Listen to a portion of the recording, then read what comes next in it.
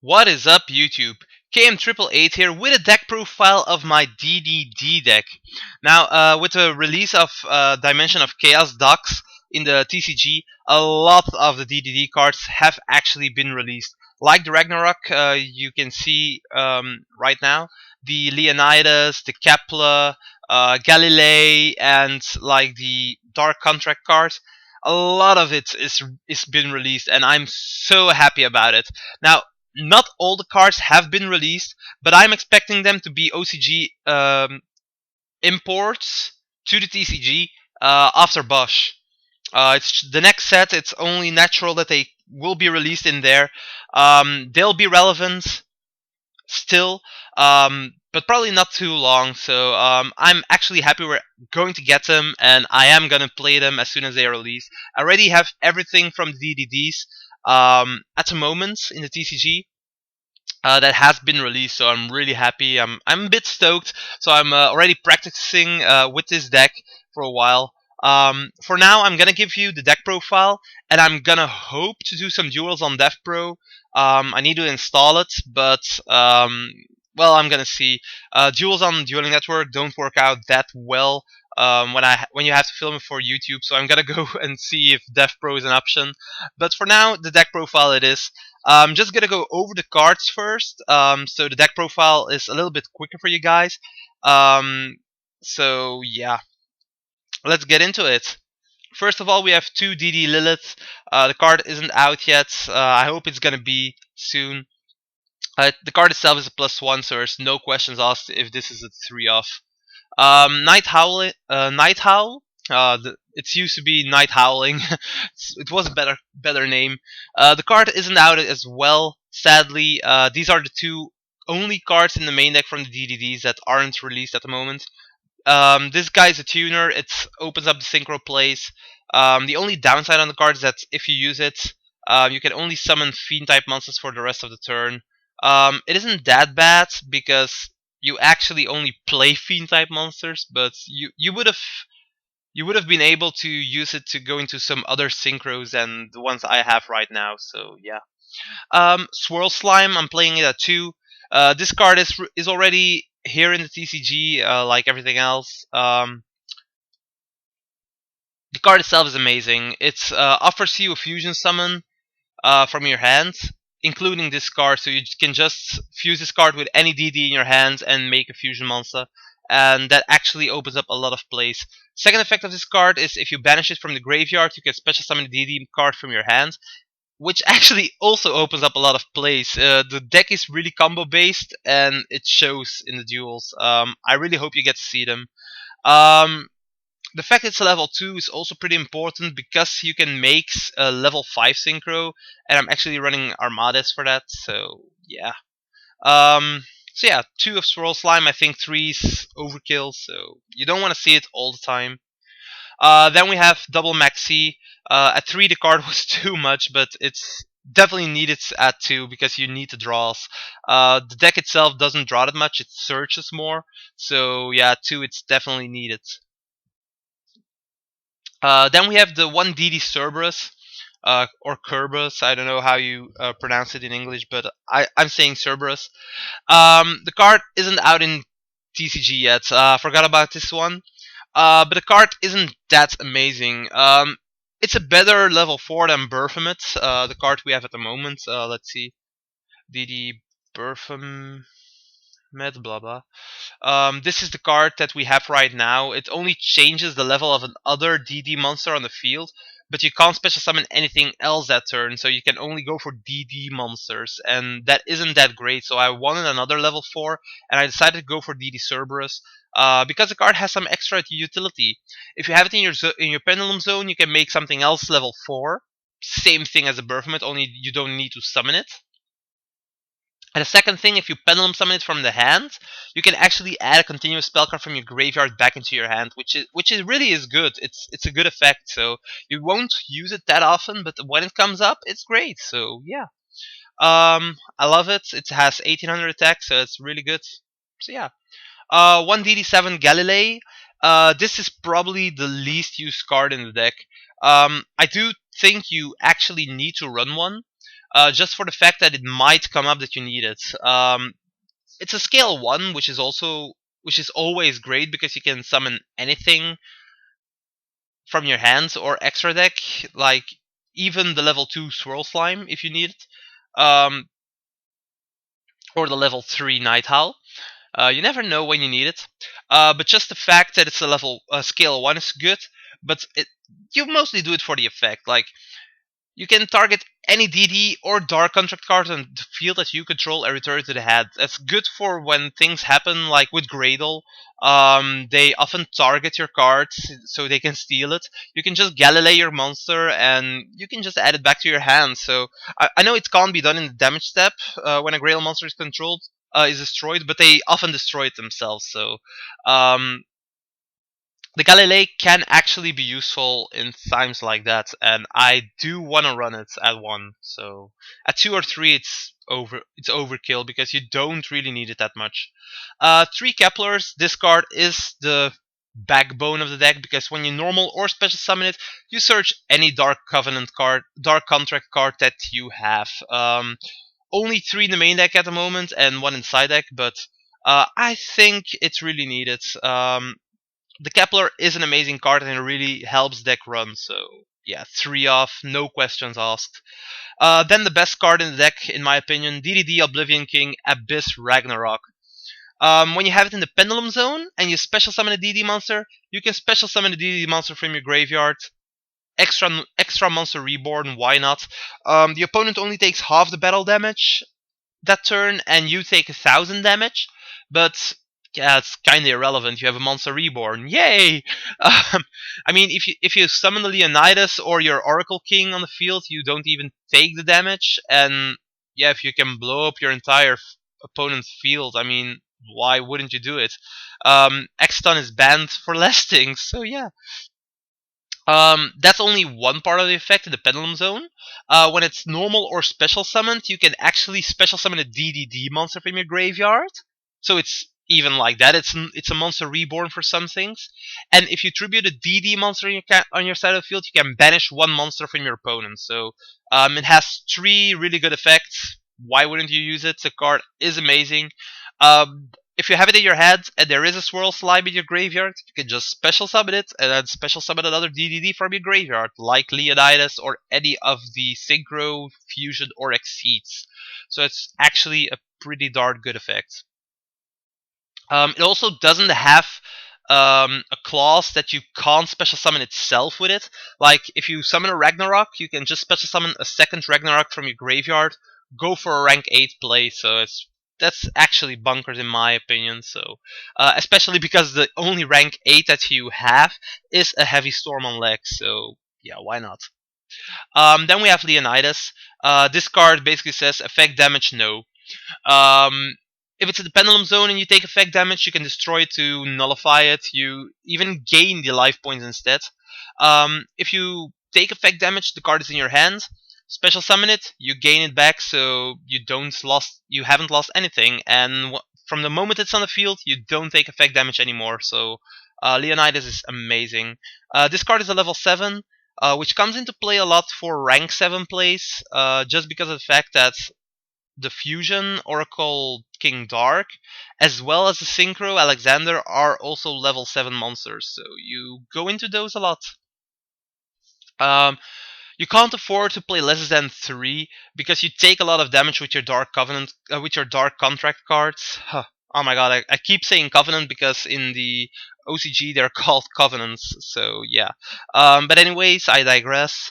Leonidas, you can't play it less, you need it at 3, you really do. So yeah. Also, you can have a small scale from 3 to 5, so you can special summon level 4 monsters. You never know. Kepler is scale 10 and Galilei is scale 1, so you have some options among these to go for pendulum summons. You don't do it often, but you never know, right? For spells, one Allure of Darkness, staple in a deck with 18 Dark monsters, I guess. 3 Dark Contract with the Gate. This is a tanky or a Rhoda on steroids. It's a the card itself is bunkers. Every main phase you can actually search one D.D card. Sure, you can only use one contract with the gate effect per turn, but that doesn't matter. If you draw it, you activate it, you search. It's plussing you every turn from there on out. Sure, you take damage each standby phase, like 1,000. All the dark contract cards have that effect, take 1,000 damage. But that effect is basically nullified by Leonidas and by Oracle Dark. We'll come to that effect later on. Then we have Dark Contract with the Swamp King. Again, 1,000 damage in your standby phase. It's nullified, doesn't matter. But it's a really amazing fusion card. The card says that you can fuse monsters from your DD monsters from your hand or field, or you can banish them from your graveyard. So that is just stupid. The thing is, you can fusion summon a fiend type fusion monster from your extra deck, so you can actually fuse more things than just the DD monsters. But if you would fusion summon a DD monster, you can banish from your graveyard. But like all the fusion monsters they have are DD monsters, so it's irrelevant. You can just banish from send from your hand to the graveyard, and another card from your graveyard banish it, and oh my god, the combos are real in this deck. Even if you have nothing in hand, you can just use this, and it's stupid. 1 for 1, basically to summon Kepler. It's another search. It's too good, so yeah. 1 for 1 and Lilith means you have a synchro. Just 1 for 1, ditch the Lilith, special Kepler, search Gate, Gate searches Night Howl, and then you can go Night Howl, special Lilith, synchro. Just go from there. It's stupid. Raigeki, Board Duke. Why wouldn't you? It's one of the only outs you have against things like Archlord Christia, alongside your trap cards, but oh well. Raigeki is still viable and it's a really good card, so yeah. You also don't want to ruin your own field, so you don't run Dark Hole. So yeah. Instead of MSTs, I'm playing Twin Twisters. I think the card is better in a deck in which you don't have problems keeping a hand. Um, all your cards search and you keep advantage, you net advantage. It doesn't even matter if your cards go to the graveyard because you get them back with Lilith, with Night Howl. It's stupid actually. You often have like double of these or double Swamp Kings, and you don't need those anyway, so you can just ditch them with Twister. And then you can pop 2 cards instead of 1, so it's better than MST. Double D.D.D Human Resources. This card is actually pretty good, but it's a bit slow being a trap card, so only 2 instead of 3.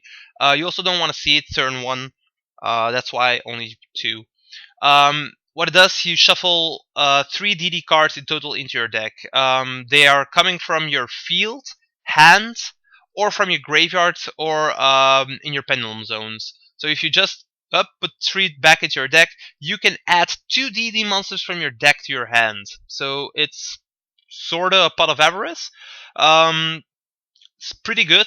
If your opponent targets something in your field, just wipe it with the DD Human Resources. Their card didn't do a thing, and you get 2 searches. So yeah, pretty nice. Then we have 2 Dark Contracts with the Witch. This card is a Raigeki break. The only downside is that you have to discard a Dark Contract or a DD card. So you have like 27 other cards than this one Witch. So I think you're good with that. You have enough to discard just for the Witch. Raigeki breaks something in their turn, in your turn, and in their turn. It's stupid. It's really good. Also, you take 1,000 damage again in your standby phase, but it also has another effect. In your opponent's turn, all your fiend monsters gain 1,000 attack. That means something like your Ragnarok, which only had 2/2, now has 3,200. Your Leonidas will have 3,600. Your Synchros, 3,005. The bloody freaking D.D.D Wave Oblivion King Caesar Ragnarok will have 4,200. Try to get over that with ease. It's not that simple. This deck keeps spamming huge monsters, and the Witch actually makes them stronger. It's stupid. So yeah. One escape from the dark dimension. I'm actually debating if I want to pump this up to two. Might throw in a Call of the Haunted or something. I really don't know yet. The thing is, this card nets you advantage that you can't even imagine if you didn't play the deck. If you have like a Temujin, yeah, Genghis, Temujin is the OCG name. If you have a Genghis on the field and a Ragnarok banished, you special the Ragnarok. The Ragnarok on itself will be special summoned, so you can special summon a D.D monster in your graveyard. Then the Genghis will also trigger because you special a D.D monster, so you can special summon another monster. If you have this, you often go like +3, +4, and the situation doesn't come up that often, so it's pretty situational. But if it comes up, you'll just net so much advantage that you win, and that's the stupid thing about the card. So it's the same with Call of the Haunted, but then you need to have the Ragnarok that was banished. You need to have it in the graveyard, but you special summon from the graveyard already that much that I thought Call isn't needed. But you don't have anything to get things back from your banished zone, so Escape from the Dark Dimension seemed like a better choice for me. So yeah, that's why I run Escape. Triple Solemn Notice, the card is so OP. I'm thinking it's gonna be limited soon, like Solemn Warning. It's gonna go to 1 or to 2. Pretty soon after Bosch will come out. Um, yeah, for the moment I'm testing it. Running at 3. I often don't even see it in duels because with all the boss monsters that you summon, you end it at turn 2 or turn 3 anyways. So you often only see like one notice in 2 games or something, but that one notice is pretty important, so why not? And then the last card in the main deck is Torrential Tribute. The card is one of the best cards in the game right now. Use it at the right time and you wipe everything. It's really important because a lot of decks special summon and keep on special summoning, and Torrential Tribute can nuke at the right time. So why not? It's probably one of the best trap cards in the game at the moment. Solemn Notice doesn't count because it only comes out in Bosch. So it goes like Torrential is one of the best cards I think at the moment. So yeah, it's definitely needed. Let's go to the extra deck first. I'm running 4 fusions. I think it's enough. I know I have 3 Swamp Kings and I have the 2 Swirl Slimes, but as I said, I finished duels in turn 3 a lot, and you don't really need that much fusions then. First of all, the D.D.D Flame King Genghis. We don't have this card yet, but it's really a good one. It only requires 2 D.D monsters, so you can use like anything. If another D.D monster is special summoned to your side of the field while you control this card, target 1 D.D monster in graveyard, special summon it. Okay, Monster Reborn. If this card in possession is destroyed by battle or by opponent's card effect, target 1 dark contract card in your graveyard and add it to your hand. So it recycles. It's a bit like Shadol in that regard, I guess. If it's destroyed, you get something back. If it's on the field, you net pluses. So yeah, it's pretty good. Downside is it only has 2,000 attack in your own turn. I'm saying own turn because of the Witch actually gives it 1,000 in your opponent's turn, so it has 3,000. Also, it's a level 6, which isn't that great. It'd rather be a level 7 than you could have exceeded with it. Or a level 5 would have been better because then you could make level 8 synchros as well with the Night Howl. So yeah, but all in all, it's an amazing card. 2 D.D.D Oracle King Dark. We already have this card for a longer time. It came out in Core. So yeah, it's like not the sets of Clash of Rebellion, but the set before, I think. The card itself is really needed. It has 2,800 attack, so it's one of the most powerful monsters you have. But also, any effect that would inflict damage to you makes you gain that much life point instead.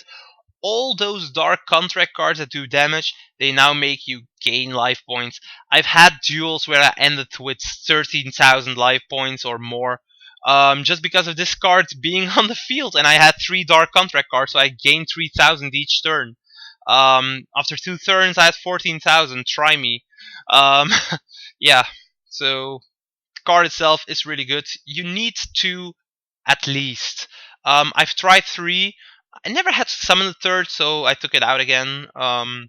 Two is good enough, I think, at the moment. Then we have D.D.D, Wave, Oblivion King, Kaiser, Ragnarok. What a name. But hey, what's in a name?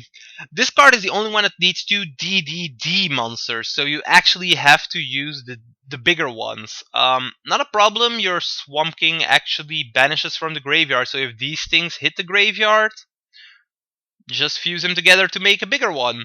The card itself is really good.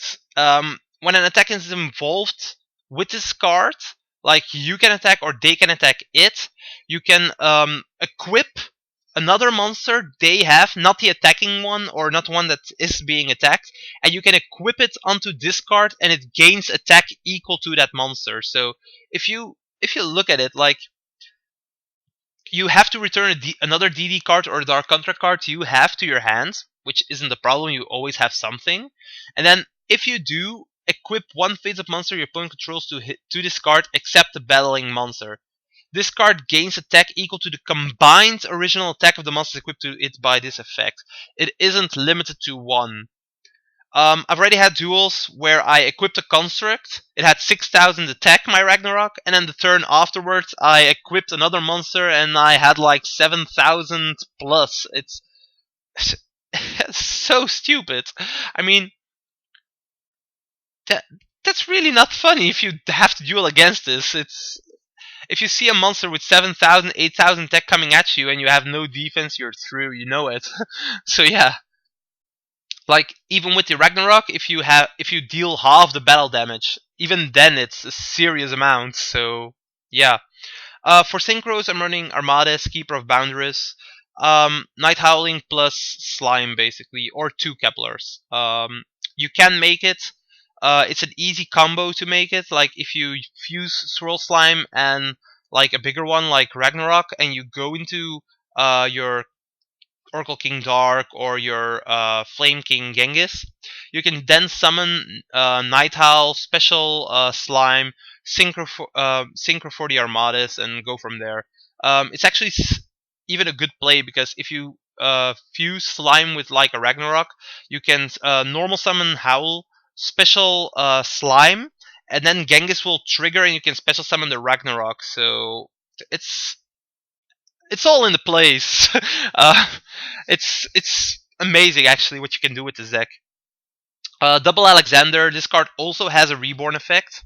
If another DD monster is normal or special summoned to your side of the field, target a level 4 or lower DD monster in your graveyard and special summon it.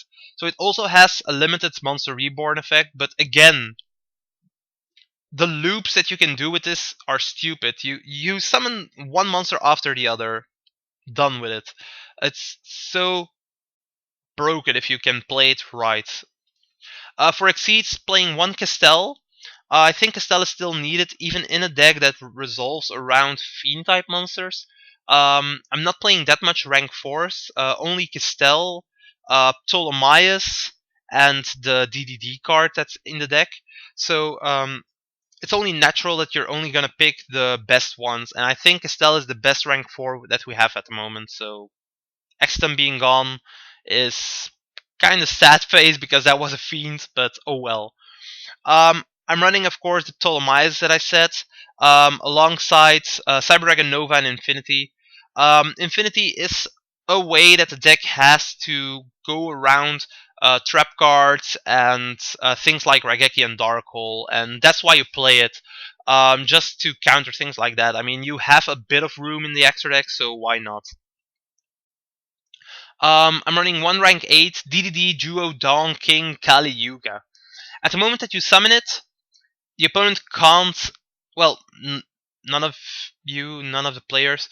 Other cards and card effects on the field cannot be activated. Also, their effects are negated. So you basically turn everything off that's already on the field, and that's, oh my god, no.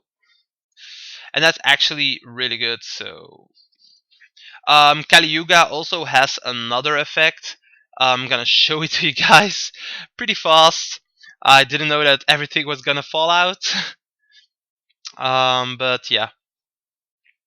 Here it is. Once per turn during either player's turn, So it's a quick effect. Detach one Exceed material and destroy all spell and trap cards on the field. You have a chainable Heavy Storm.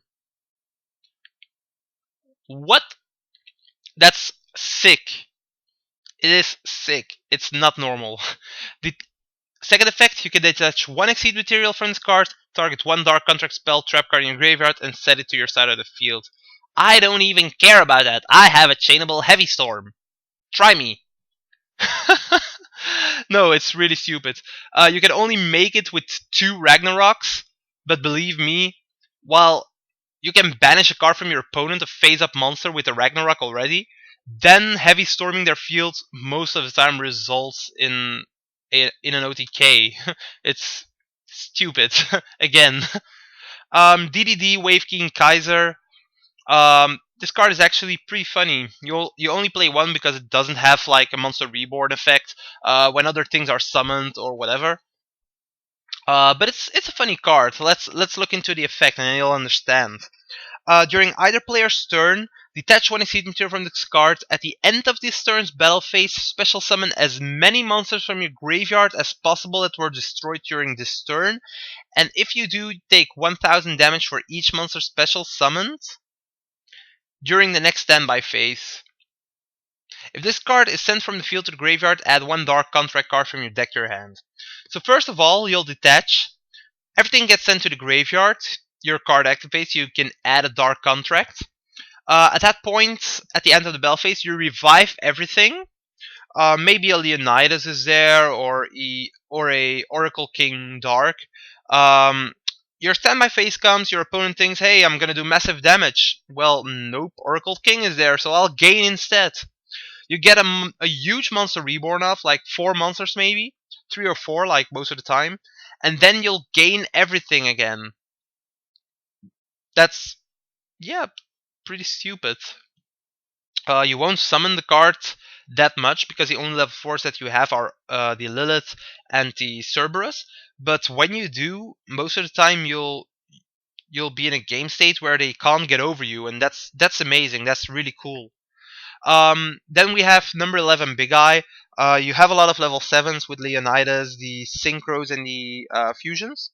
So if you see a monster that you can't get rid of, just take it. Maybe it's just as hard for the opponent to get rid of it.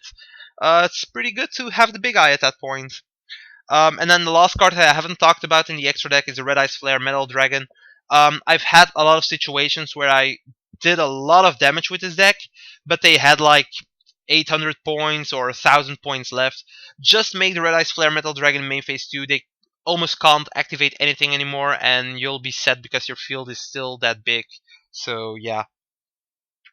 That was the extra deck. I'm going over the side deck really fast because it's personally for me what I think is best, and everything can change. Everyone can change things up, of course. Triple Retaliating Sea just for Infernoid. I think Infernoid is still really good and it banishes from the graveyard, so you really need an option against Retaliating Sea. Triple Mystical Space Typhoon for things like Mistake, because that card is actually pretty hard for this deck. Vanity as well. So yeah.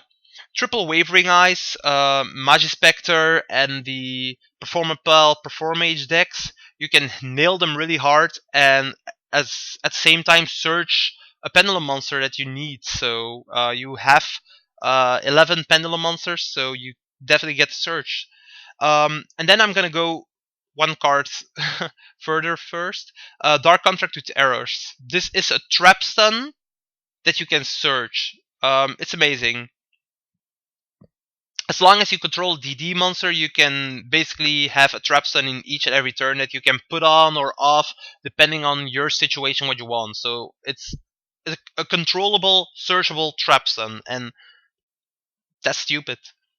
I've said it a lot in this deck profile, but that's stupid. And then the last 4 cards are viruses. I think I have 11 targets or something for Crush Card Virus. 3 Liliths, 2 Night Owls, 2 Slimes, 3 Keplers, and 1 Galilei. So that's 4, 8, 9, 10, 11 targets for the Crush card.